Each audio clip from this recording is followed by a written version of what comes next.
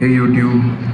Yesterday I had this conversation with my mother where she told me that I don't do things because I don't find them challenging enough. I act like I'm too good for everything and everything is too easy for me to do, and I don't even make an attempt at trying to do something. I do see a point in what she's trying to tell me. All my life, I've thought that I have this infinite potential, that anything I do will instantly work out my way and I'll be able to do anything that I put my mind to. And what I've then realized is that no, I've only tried and done things that I know for sure that I'll be able to do, and I've never picked up something that was challenging enough for me to understand that there are things that I can't do immediately. There are things that will take time for me to do. I was under this false impression that, if I try and do it, if I put my mind to it, I'll be able to do anything. But I think now I have to try and break this loop. There are two kinds of battles that you have going on at the same time. One is a battle to yourself in your mind, and the other is a battle at your hands in front of you in the reality that you live in. I was having another conversation with my friend right now where I was trying to explain to him what I was thinking, and he's doing pretty well, right? He's earning money and he's doing work, and he's getting new clients and trying to build a business while I'm doing my degree right now. So I always wondered why he's able to do things while I'm stuck here pondering in my own head. And I realized there my answer was I was always in my head. I am too scared to try and do something that is like the problems at my hand. I was too scared to try and deal with them, that I saw refuge and I saw coping in only dealing with the things that were happening in my head. That was a cycle that I think I need to break now. That if I'm always going to be in my head, I'm only going to win in my head and I'm only going to lose in my head. What about the things that are what about the challenges that are thrown at me by the world every single day? What am I going to do with them? Well, right now I procrastinate, I avoid, I try to find the bare minimum or the best way for me to go through every day.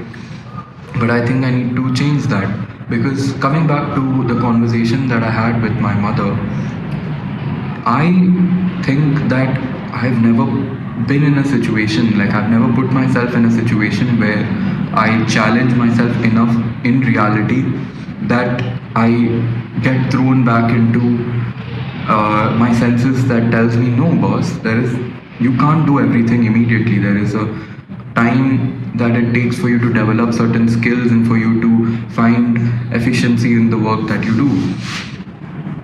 And any time that a situation was thrown at me where I was not able to do things, I again told myself that yeah, you just didn't put in your all and you do have the potential, but you didn't use it because it wasn't challenging enough. You see the problem there. If things are challenging enough, I deem them unchallenging because I did not put in my potential. And if things are easy to do and not challenging, that just boosts my ego again and tells me that, you'll be able to do it anyways. This internal battle that I've been having with my own head, let me try and explain it, right? Now, I had this entire revelation.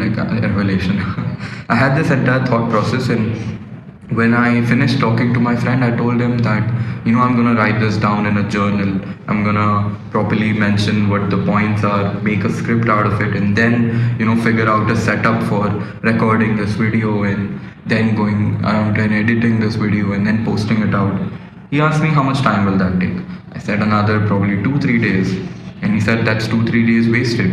He said that if you have this thought right now, why not just make some makeshift recording stand? Like literally, I've put a phone on my computer, like the computer is rested this way, and there's a phone here, and the recording phone is on top of that. And I'm trying to record this video because that's what he told me to do. He said, don't waste all your time in trying to delay actually doing the activity. Find the fastest and easiest way to do it and just do it. Don't care about the quality of how your video would turn out. Don't care about how successful you're at doing that. With time, that will improve. this with time that will improve is what I tend to do in my head. I get stuck in my head and think of all the possible ways of trying to be a perfectionist, trying to do something and have it be perfect in the first go, that I fail to realize that doing it step by step in the real world, in this battle, improves your improves your own skills more than trying to improve your skills in your head and then trying to do it, because you don't know what's going to be the problem in reality. I could have never thought that sitting in front of the camera right now I would always be curious about how I look, how people would think about this video, or how the mistakes and pauses and stuff I would make. In my head everything is perfect. In my head Kedar is the perfectionist. But I think doing things one by one in reality is the way to go.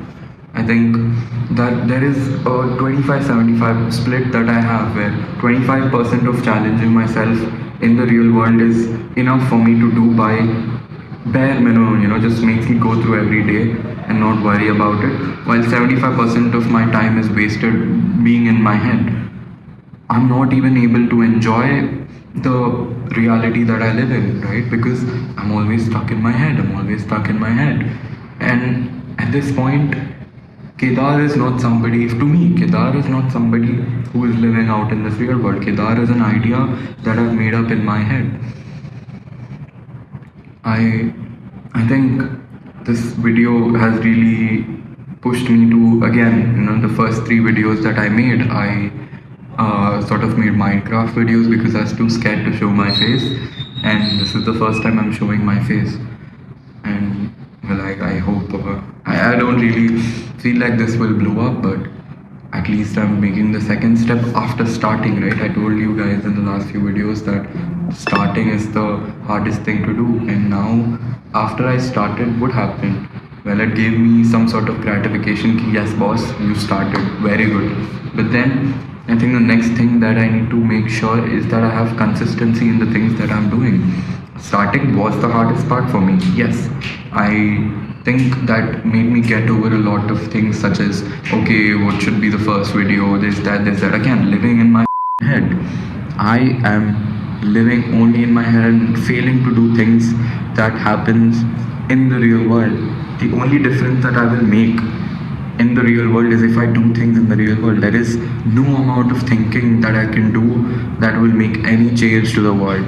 If I want to make a change, if I want to grow as a person who lives in this world, I need to do things in this world. Well, I guess this is it for this video, and if you've made it to the end, thank you for your 8 minutes of time. Bye.